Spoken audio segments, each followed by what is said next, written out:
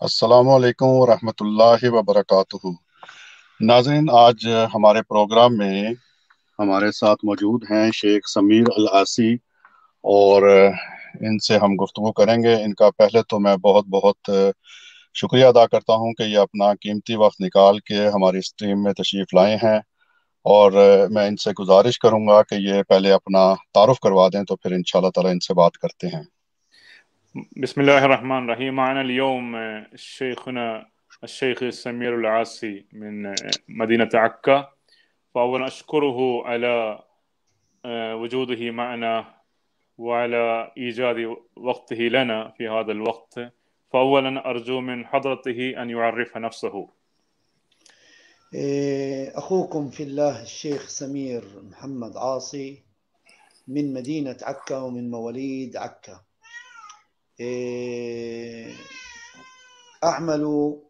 عملت إماما ل36 عام، 27 عام في مسجد الجزار، وأنا المأذون الشرعي لمدينة عكا لعقود الزواج، إجراء عقود الزواج من قبل المحكمة الشرعية، ومدرس للغة العربية وآدابها وللتربية الإسلامية. نعم، میرا نام جیسا کہ آپ لوگوں نے سنا ہے سمیر، شیخ سمیر۔ میں عکا شہر میں میری پیدائش ہوئی، اور 36 سال میں امام مسجد رہا۔ ان میں سے 27 سال عکا کے جو الجزار مسجد میں امامت کراتا رہا، اور اس کے علاوہ میں اس شہر کا جو شرعی معزون یعنی نکاح خواہ ہوں، نکاح وغیرہ ہی پڑھاتے ہیں وہاں پہ۔ اور اس کے علاوہ میں ایک تو یہ جو شرعی جو محکمہ ہوتا ہے کورٹ کی طرف سے، میں یہاں پر متعین ہوں نکاحیں پڑھانے کے لیے۔ اس کے علاوہ میں شریعت اور عربی وغیرہ کے پڑھانے کا بھی کام کرتا ہوں۔ اچھا، ان سے شمس الدین صاحب یہ پوچھ لیں ذرا، یہ عکا شہر تاکہ لوگوں کو پتہ لگ جائے یہ کہاں پہ واقع ہے؟ أين تقع مدينة عكا؟ اسأل. تقع في شمال فلسطين، نعم. وهي قريبة من مدينة حيفا، تبعد عن مدينة حيفا 5 وما يقارب 20 كيلومتر۔ کہتے ہیں کہ یہ فلسطین کے شمالی علاقے میں ہے، نارتھ میں، اور تقریباً حیفا کے قریب تقریباً 20 کلومیٹر کے فاصلے پر واقع ہے، سمندری علاقے میں، سمندر کے سائڈ میں۔ ٹھیک ہو گیا، جزاک اللہ عمر صاحب۔ اچھا، ان سے سوال اب یہ پوچھنا تھا کہ یہ کیونکہ وہاں یہ میرا خیال بتا رہے ہیں کہ یہ جو کافی پرانے آباد ہیں، اسرائیل کا علاقہ ہی یہ بنتا ہے، تو لیکن کیونکہ ہم مسلمان ہیں، ہم اس کو فلسطین ہی کہتے ہیں، تو اس علاقے میں یہ جو کافی سارے ہمارے مسلمان آباد ہیں، تو یہ وہاں پہ اسلامی فرقے بھی ہوں گے، تو ان کے آپس میں تعلقات کیسے ہیں ہمارے مسلمانوں کے اس علاقے میں؟ يقول بما أنكم في عكا وفي حيفا يعني في فلسطين 48، فنعلم هناك مسلمون يوجد بكثرة، فكيف الوضع المسلمين هناك، وهل هناك فرق مختلفة للمسلمين، وما العلاقة بين هذه الفرق بعضهم مع بعض؟ نحن الحمد لله رب العالمين مسلمون في مدينة عكا. طبعا المسلمون كأي واقع آخر في البلاد كلها، هنالك جماعات وحركات وطبعا تكتلات، لكن الحمد لله رب العالمين الكل يعيش في احترام. هنالك بعض الخلافات، لكن تبقى في نطاق المقبول نوعا ما بين الحركات والفئات الإسلامية، إلا من شذ يعني يتعامل بنوع من الغلظة والشدة، قد تجد البعض، لكن الصورة العامة الحمد لله هنالك احترام متبادل بين الحركات الإسلامية بشكل عام۔ جی، امام صاحب کہتے ہیں کہ ہمارے ملک میں بھی دیگر ممالک کی طرح مسلمان آباد ہیں، اور مسلمانوں کا وہی حال ہے جیسے دوسرے ممالک عموماً مسلمانوں کا حال ہوا کرتا ہے، اور یہاں پر بھی مختلف قسم کی جماعتیں ہیں، فرقے ہیں، لیکن ان میں اگرچہ کہ معمولی اختلافات یا کچھ ہو، لیکن عمومی رنگ میں کوئی ایسا ایک دوسرے کو اوپر چڑھائی کرنا، دشمنی کرنا، ایسی صورتحال تو نہیں ہے۔ ہیں بہت بعض کے بیچ میں ہو سکتا ہے ذاتی طور پر یا کہیں کہیں کچھ خبر کبھی کبھی آ جاتی ہیں کسی نے کسی پر کوئی سختی کی، لیکن عموماً جب دیکھا جائے تو ہمارے ملک میں ایسا کوئی مسئلہ نہیں ہے، ایک دوسرے کے ساتھ عزت و احترام سے ہی پیش آتا ہے۔ ماشاءاللہ، یہ تو بڑی خوشی کی بات ہے کہ بڑے پیار محبت کے ساتھ ہی مسلمان یہاں رہ رہے ہیں۔ اب یہ جماعت احمدیہ کو کس نظر سے دیکھتے ہیں؟ جماعت احمدیہ بھی ایک مسلمان فرقہ ہے، وہ وہاں رہتی ہے، تو اس کو کس نظر سے دیکھتے ہیں؟ فهذا الخبر مفرح أنكم هناك تعيشون جميع المسلمين بالاحترام المتبادل، بعضهم يحترم الآخرين، هذا الخبر جيد. أما بالنسبة لكم، ما الوضع الجماعة الإسلامية الأحمدية في بلادكم؟ كيف تنظرون أو ينظر المسلمون إليهم بشكل عام، أو حسب في نظرك كيف هم؟ النظرة العامة للإخوة أبناء الجماعة الإسلامية الأحمدية هي نظرة شمولية للأسف. يعني كثير من المسلمين ينظرون إليهم على أنهم خارج الدائرة الإسلامية، إلا أن هنالك البعض ينظر إليهم على أنهم مسلمون، ومع أنهم يخالفون جمهور الأمة الإسلامية في بعض القضايا، وهي قضايا قد تكون في العقيدة، إلا أن الكثير من المسلمين يتعاملون باحترام وينظرون إليهم على أنهم مسلمون، لهم تفسيراتهم ولهم رؤيتهم ولهم فهمهم للنصوص.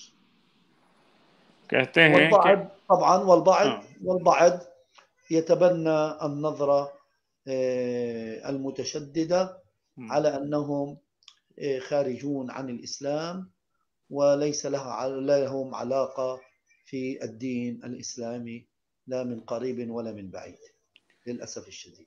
کہتے ہیں کہ افسوس کی بات ہے، مسلمانوں کا وہی حال ہے عمومی رنگ میں، یہاں پر بھی عمومی رنگ میں مسلمانوں کی سوچ جماعت احمدیہ کے بارے میں یہی ہے کہ وہ اسلام سے خارج ہے، اور ہیں بعض، لیکن بعض اچھے لوگ بھی ہیں ہر جگہ، وہ سمجھتے ہیں کہ یہ لوگ بھی مسلمانوں میں ہیں، ان کی تفاسیر بڑی اچھی ہوتی ہیں، اس طرح سمجھنے والے بھی ہیں، لیکن افسوس کی بات ہے عمومی رنگ میں مسلمان یہی سمجھتے ہیں، لیکن یہاں کے لوگوں میں پھر وہ شدت پسندی نہیں ہے، اس لیے بے شک وہ دل میں یہی عقیدہ رکھتے ہیں اور یہی بولتے رہتے ہیں، لیکن وہ ایک دوسرے کی عزت و احترام تو کرتے ہیں، تو یہ ہی یہاں فائدہ ہے، لیکن عمومی رنگ میں مسلمانوں کے نزدیک جماعت احمدیہ کے بارے میں یہی ہے کہ ان کے عقیدے میں فرق ہے، کچھ اور ہے، وہ اسلام کے اندر شامل نہیں ہے۔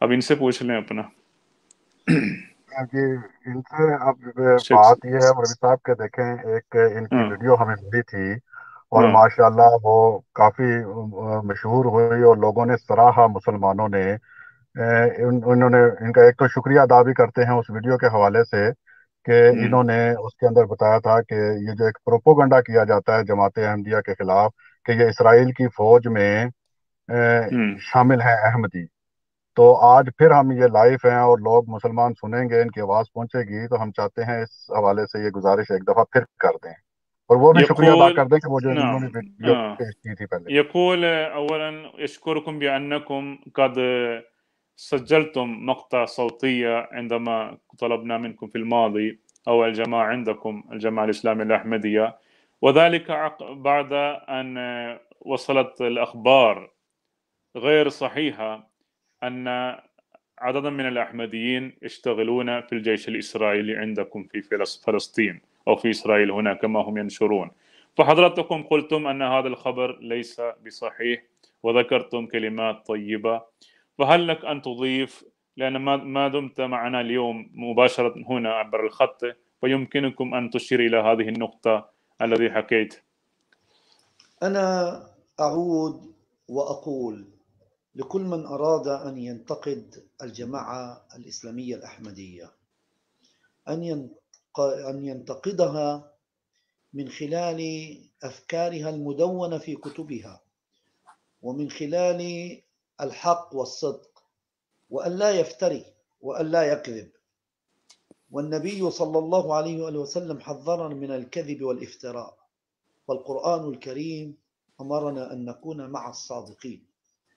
فكون الادعاء على أن الجماعة الإسلامية الأحمدية في فلسطين وفي مدينة حيفا بالذات في الكبابير يخدمون في الجيش، هذا افتراء يخجل منه الكافر الذي لا دين له ولا خلق له، فما بالكم بأهل الدين وبمن ينتسب إلى ربه وإلى نبيه وإلى القرآن الكريم الذي أمرنا أن نكون مع الصادقين، وأمرنا أن نتحرى الصدق، وأن نتقي الله فلا نفتري على أحد، أو أن نقول أحد ما لم يقله أو يفعله أو يعمله. أبعد الناس عن التجنيد في دولة إسرائيل هم الإخوة الأحمديون، وبالتالي كثير من المسلمين سنة بدو وشركس يخدمون في الجيش الإسرائيلي، لكن الإخوة الأحمديون شهادة أنا يعني سأقف بفخر لأنني لا أتكلم إلا الصدق وما أعلمه، وما هو واضح كوضوح الشمس في ضحاها، وبين كالقمر إذا تلاها، وجلي كالنهار إذا جلاها، بأن الإخوة الأحمديون هم إخوة يعتزون بانتمائهم إلى وطنهم وإلى قوميتهم وإلى دينهم، وبالتالي هم لا يمكن أن تجد فيهم ومنهم إنسانا أحمديا يخدم في الجيش الإسرائيلي. وهذه يعني شهادة يقر بها الجاحد في هذه البلاد والحاسد والحاقد عليهم إن كان منصفا. ولذلك أقول وأقرر بأن الإخوة الأحمديون أبعد ما يكونون عن التجنيد في هذه الدولة في دولة إسرائيل. जी, शेख साहब कहते हैं कि मैं इस बारे में दोबारा आप लोगों को यही बताता हूँ कि जमात अहमदिया के बारे में किसी को अगर कोई उनके बारे में कोई एतराज़ हो या उस बारे में कोई बात करनी हो तो चाहिए कि उनकी किताबें पढ़ें और सिद्क और सच्चाई के साथ, हुज्जत के साथ उनका मुकाबला करें, ना ये कि गलत अफवाहें फैलाएं, गलत बातें फैलाएं, क्योंकि ये कुरान मजीद और अहादीस की तालीमात के खिलाफ है। अल्लाह ताला में कहता है कि कूनू मा सादिकीन, और रसूल करीम सल्लल्लाहु अलैहि वसल्लम सच्चाई इख्तियार करने की हिदायत दे गए हैं।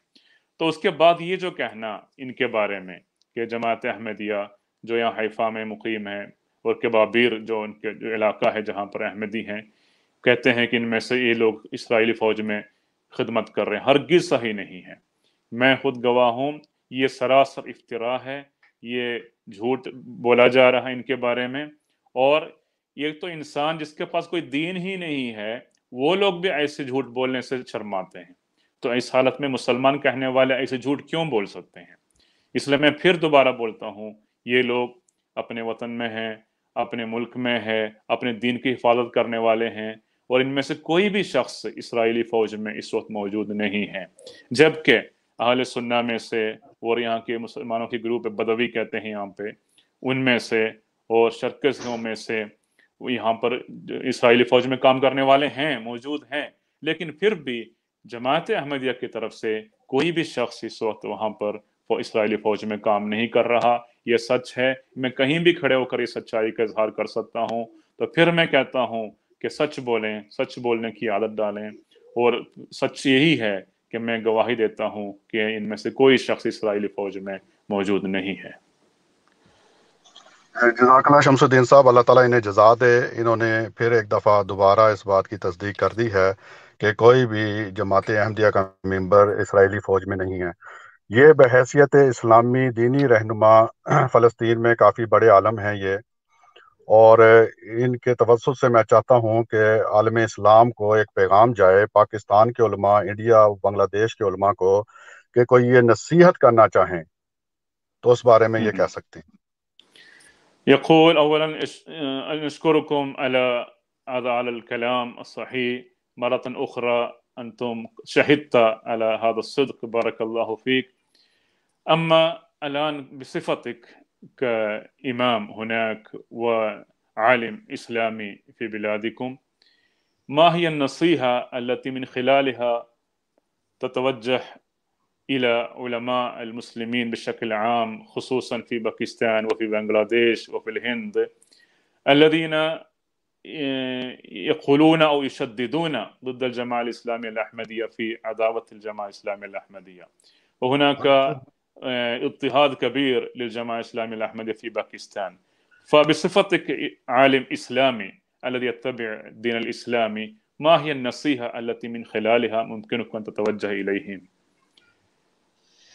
أنا أولا لست عالما، أنا إماما وشيخا ودارسا للشريعة الإسلامية، لكنني لست بعالم من علماء المسلمين، لكنني إنسان في الوقت ذاته أحترم عقلي وأفهم الرسالة الخالدة للقرآن الكريم الذي يحث المسلمين أن يتحاوروا مع غيرهم، وأن تكون علاقتهم مع من خالفهم علاقة مبنية على الحوار والنقاش، وألا يكون هناك اضطهاد ولا مشادات، وإنما يكون هناك الحوار. الله عز وجل كان بإمكانه أن يخسف الأرض بإبليس وبالكافرين، لكنه ناقش وحاور إبليس، قال له: ما منعك أن تسجد؟ قال: أنا خير منه، خلقتني من نار وخلقته من طين. فالله سبحانه وتعالى ثم قال له: أنذرني، قال له: إنك من المنذرين.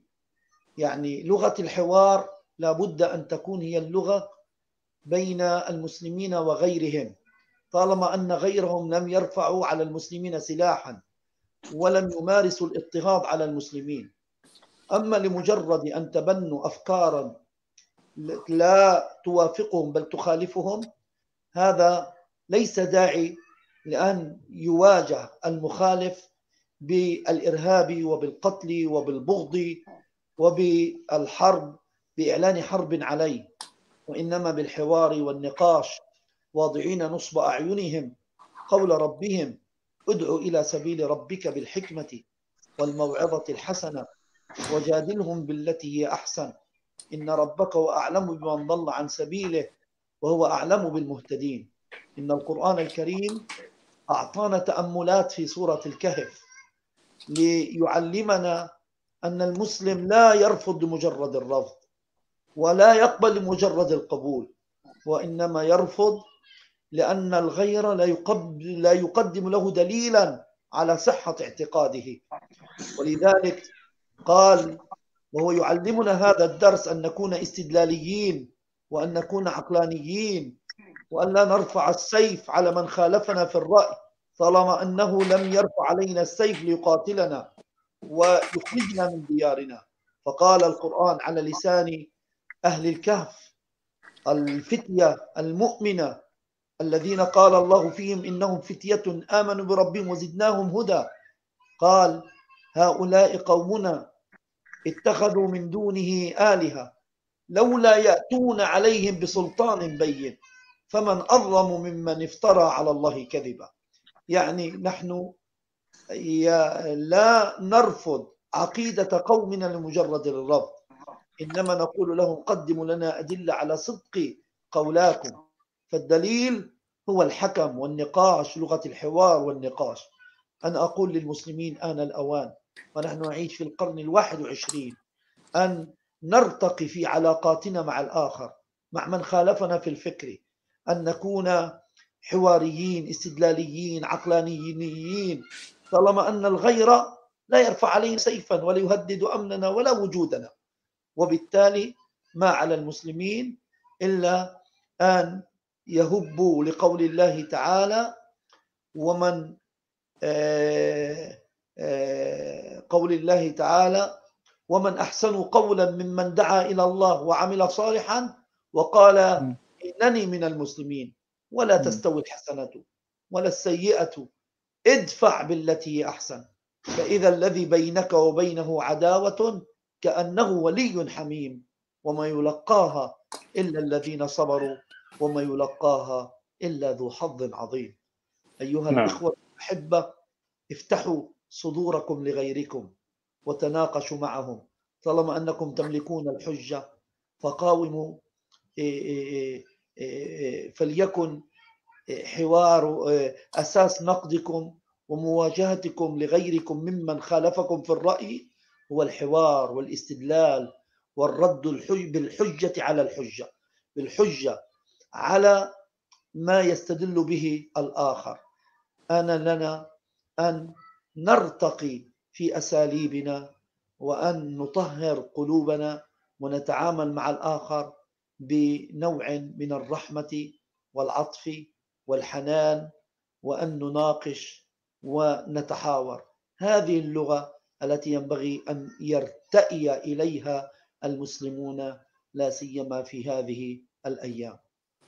نعم، शेख साहब कहते हैं कि सबसे पहले मैं कोई बड़ा आलिम नहीं हूँ, मैं यहाँ पर शेख हूँ, जैसा कि मैंने अपना तारुफ करवाया था, तो कोई बड़े आलिम की हैसियत से मैं कुछ नहीं बोल रहा, लेकिन एक आम इंसान की हैसियत से ही मैं अपनी अकल को सामने रखकर उस अकल के ज़रिया और कुरान मजीद की तालीमात के ज़रिया इस बारे में कुछ बोल सकता हूँ।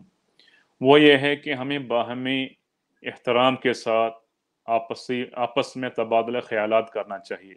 यही सही तरीक़ा है, यही अल्लाह ताला ने हमें सिखाया है, यही इस्लामी तरीक़ा है और इस्लाम की यही ज़ुबान है कि हम तबादला ख्यालात के ज़रिया, हुज्जत के ज़रिया एक दूसरे के साथ तारुफ करें और उनको बात समझाएं और उनसे समझें। अब बात यह है कि देखें, अगर फ़ौरन किसी से कोई बात सुनकर, मुखालिफाना राय सुनकर उनकी दुश्मनी करना मतलब था, तो देखें अल्लाह ताला और इब्लीस की जो बात कुरान मजीद में ज़िक्र है, देखें इब्लीस ने अल्लाह ताला के सामने जो सरासर इनकारी से काम लिया, ऐसा जुर्म किया जो सबसे बड़ा जुर्म था, उसके बावजूद अल्लाह ताला ने उसके साथ आपस में तबादला ख्यालात का मौका दिया और बातें हुई आपस में। इब्लीस ने कहा मुझे मौका दें, मोहलत दें, अल्लाह ताला ने मोहलत दी। तो ये ऐसे अल्लाह ताला चाहे सब कुछ कर सकता था, फिर भी ये तरीका था अल्लाह ताला का। तो मुझे सिर्फ किसी की राय में कोई इख्तिलाफी बात देकर उनके खिलाफ तलवार उठाना, उनके साथ जंग करना, ये इस्लाम के सरासर खिलाफ है। और हमें चाहिए कि इस्लामी तालीमात को देखें। अब देखें किसी की कोई जो इनके अफकार हैं, इनके मतलब इनके जो ख्यालात हैं, इसमें कोई नई बात आ गई, इसका ये मतलब नहीं कि इनको हम ये टेररिस्ट समझें या इनके खिलाफ कत्ल का फतवा दिया जाए, इनके साथ जंग करें। ये हरगिज़ इस्लामी तालीमात के मुताबिक नहीं, सरासर इस्लाम की खिलाफ वर्जी हो रही है। जबकि अल्लाह ताला ने कुरान मजीद में कई मिसालें भी समझाया है। मिसाल के तौर पर सूरह कहफ में भी इसका जिक्र है, वहाँ पर उस नौजवानों का जिक्र है। उन्होंने कहा कि जो लोग अल्लाह ताला के अलावा जो दूसरे झूठे माबूदान खुदा माबूदान बनाए, यानी खुदा ताला के अलावा और माबूद बनाया, उनके साथ भी ही कि उनके साथ दलील लाएं, दलील का मुतालबा किया गया वहाँ पर भी। तो दलील असल बात होती है और हुज्जत असल बात होती है। इसके अलावा ज़ाहिरी ताकत और शौकत, ज़ाहिरी हरकत के ज़रिया उनके मुकाबला करना, ये हरगिज़ मकबूल नहीं है। और इसके अलावा कुरान मजीद की तालीमात और देखें, उदू इला सबील रब्बिका बिल हिकमति वल मौइज़तिल हसना, और कुरान मजीद में ये भी लिखा कि वमन अहसनु क़ौलन मिम्मन दअा इलल्लाह वक़ाल इन्ननी मिनल मुस्लिमीन। फिर कुरान में ये भी कहा है कि नहीं, ये सब कुरान मजीद की तालीमात है कि तुम इस्लाम की तरफ हिकमत से बुलाओ, अच्छी बातों को बताओ। और ये भी कहा है कि ला तस्तविल हसनत वला सय्यिअ, और अच्छाई और बुराई बराबर नहीं होती, और अच्छाई के जरिया दूसरे को करीब करो और उनको समझाओ तो तुम्हारी दुश्मनियां वहीं पे ख़त्म हो जाती हैं। ये कुरान मजीद की तालीम है। तो इस पर अमल किए बगैर सिर्फ इनकी बातें सुनकर ये जमात अहमदिया की तरफ से कोई ऐसी बात है, इन्होंने कोई नए ख्यालात पैदा किया है, इनकी तफसीरात कुछ और है, तो ये समझ कर उनके खिलाफ लड़ना, जंग करना, उन पर शिद्दत इख्तियार करना, ये हरगिज हरगिज मकबूल नहीं है। तो मेरी नसीहत यही है कि आपस में मोहब्बत के साथ ये आपस में एक दरवाज़ा खोलें, आप आपस में हिवार के लिए, आपसी गुफ्तगू के लिए, तबादला ख्यालात के लिए, और उसके ज़रिए आप इस मसले का हल निकालें। यही मेरी तरफ से सबके लिए एक पैगाम है। जज़ाकल्लाह शम्सुद्दीन साहब। मैं दोस्तों को बता दूं कि हमारे साथ शेख समीर अल आस, इमाम मस्जिद अल जज़ार अक्का फ़लस्तीन से हमारे साथ मौजूद हैं। शम्सुद्दीन साहब, हमारी तरफ से इन्हें बहुत शुक्रिया और ममनून का, उन्हें बताएं कि हम बहुत शुक्रिया और ममनून अदा करते हैं, क्योंकि इन्होंने ये जो बातें की हैं और ये जो बताया है मुसलमानों को और उलमा को, जो सही इस्लाम की तालीम बताई है, तो हमारी भी ये दुआ है कि तमाम मुसलमान इस तरफ आएं। और बहुत शुक्रिया इनका कि ये अपना कीमती वक्त निकाल के हमारी इस टीम में आए हैं। इंशाल्लाह फिर भी हमें मौका मिला तो ज़रूर इनका मौक़िफ़ लेंगे और आलम इस्लाम तक पहुंचाने की कोशिश करेंगे। यक़ूल अश्कुर अल-उस्ताद शेख समीर अल-आसी अन्नहु वजद वक्तन मिन औक़ातिहि अल-गालिया लना फ़ी हाज़िहि अल-उम्सिया हाज़ा अल-मसा वक़द्दम नसीहा इस्लामिया वक़द्दम तालीमात इस्लामिया वहाज़िहि तालीमात सहीहा नहनु नुरीद अन तंतशर हाज़िहि तालीमात हिय अल-इस्लाम व हिय अल-असास लिज़ालिक अश्कुरुहु अला अन-नसाइह अत-तय्यिबा وبقاؤه كان معنا في هذا الوقت فنشكره. تفضل الشيخ.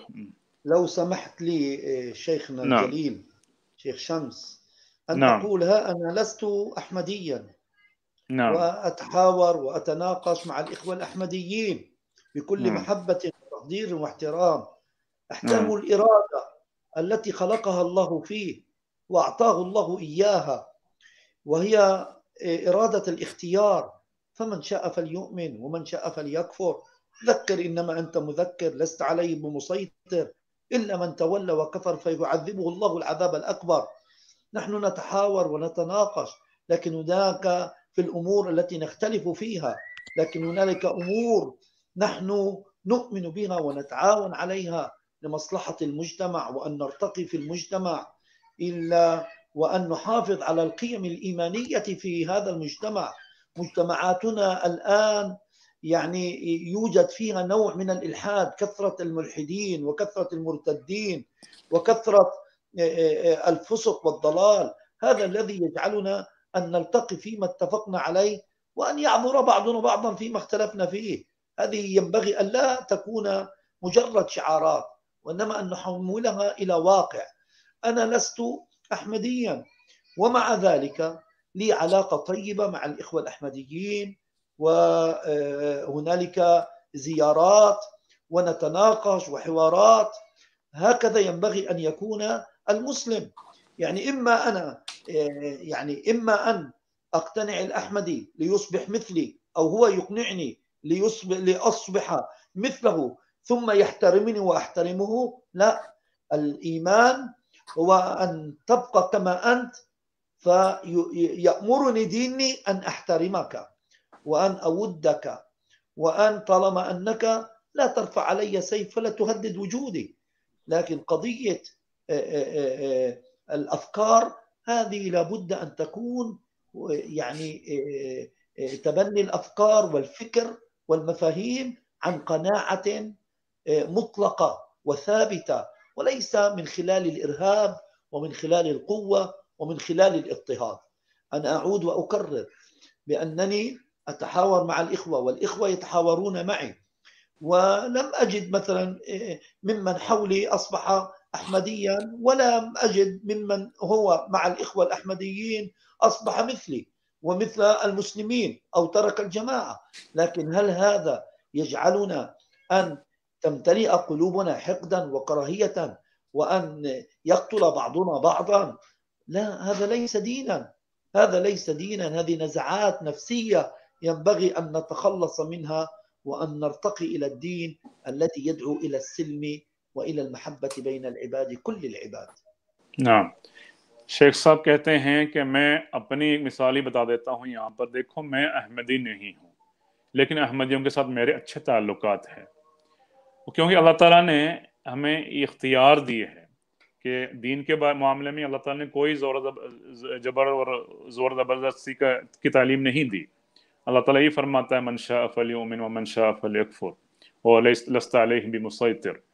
तो इन तालीमात के बावजूद, यानी कोई किसी किस्म की पाबंदी नहीं है दीन में, किसी किस्म की ज़ोर ज़बरदस्ती नहीं है, तो फिर हमारे लिए आपस में बात करने मसला क्या है? देखिए, मैं अहमदियों के साथ जाता हूँ, उनके पास बैठता हूँ, उनसे बातें होती है, तबादला ख्यालात होता है, वो मेरे पास आते हैं, लेकिन मेरा अहमदी होना शर्त नहीं है कि उनके नज़दीक मेरा एहतराम हो, और उनका गैर अहमदी होना शर्त नहीं कि मैं उनकी इज़्ज़त एहतराम करूँ। हमारे दरमियान आपस में इज़्ज़त एहतराम से हम पेश आते हैं, तो ये दुरुस्त बात है। अब मैं तर्जुमा के उसे कह रहा हूँ, मैं खुद भी इनसे मिलता रहता हूँ। अब न मैं उनके साथ हूँ न वो मेरे साथ है, लेकिन अच्छे रंग में हम बातें करते हैं, आपस में गुफ्तगू करते हैं, कोई ऐसा मसला नहीं है। तो कहते हैं कि ये है असल इस्लामी तालीमात है। ये नहीं है कि ज़ोर ज़बरदस्ती किसी को मनवाएं, फिर जब हमारी बात माने तो उनकी इज़्ज़त एहतराम हो, ऐसा कुछ नहीं है। तो बार बार की ज़ियारतें, उनकी विज़िट करता हूँ, जाता रहता हूँ, ये हमारी आदत बन चुकी है। जबकि मुसलमानों में इसके अलावा सिर्फ झूठे इज़्ज़त कमाना मकसद हो और ज़ोर ज़बरदस्ती किसी की इज़्ज़त एहतराम लेना हो तो वो इस्लामी बात नहीं बनती। अब देखिए, इस्लाम तो सिर्फ इस तरह, तो ऐसे कामों के पीछे पड़ेंगे तो सिर्फ ज़ाहिरी नाम के इस्लाम में हो जाना है, सिर्फ नाम के हद तक है इस्लाम के अखलाक वगैरह। और देखें, हम एक दूसरे का ताउन करेंगे और मिलते जुलते रहेंगे तभी कुछ कर सकते हैं। इसके अलावा दिल में बुग़्ज़ और कराहियत और कीना पैदा हो एक दूसरे के खिलाफ, तो इससे कौन सा दीन फैलाएंगे हम इस ज़माने में, ख़ास तौर पर जबकि दुनिया भर में दहरियत फैल रही है। तो हम क्या उसको रोकेंगे अपने ईमान के ज़रिया, या इस किस्म की बिला वजह की बातों के पीछे पड़कर अपने तरबियत और अपने आप को ज़ाय कर देंगे? तो यही मैं फिर दोबारा सारों मुसलमान भाइयों से मेरी यही दरख्वास्त है कि इस्लाम की तालीम हमारे सामने है, उस तालीम को सामने रखकर हिवार के ज़रिया, बातचीत के ज़रिया, गुफ्तगू के ज़रिया एक दूसरे को समझें, एक दूसरे से मिलते रहें, इज़्ज़त और एहतराम को कायम रखें। इसके अलावा ज़ोर ज़बरदस्ती, तलवार उठाना, जंग करना, फितना पैदा करना, ये सरासर इस्लाम के ख़िलाफ़ है और इससे आप लोग बाज आ जाएं। यही मेरी नसीहत है। जज़ाकल्लाह शमसुद्दीन साहब और जज़ाकल्लाह शेख समीर अल्लाह साहब, अल्लाह ताला आपको जज़ा दे। अस्सलाम वालेकुम रहमतुल्लाहि व बरकातुहू। जज़ाकुमुल्लाह अहसन जज़ा, बारकल्लाहु फ़ीकुम। अस्सलामु अलैकुम रहमतुल्लाहि व बरकातुहू। السلام ورحمة الله وبركاته.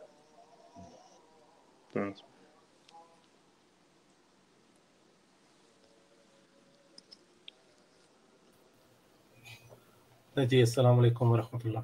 ठीक है, हो लाइव गया? बंद कर दें, जी लाइव शेख बंद कर दें, लाइव चल रहा है अभी।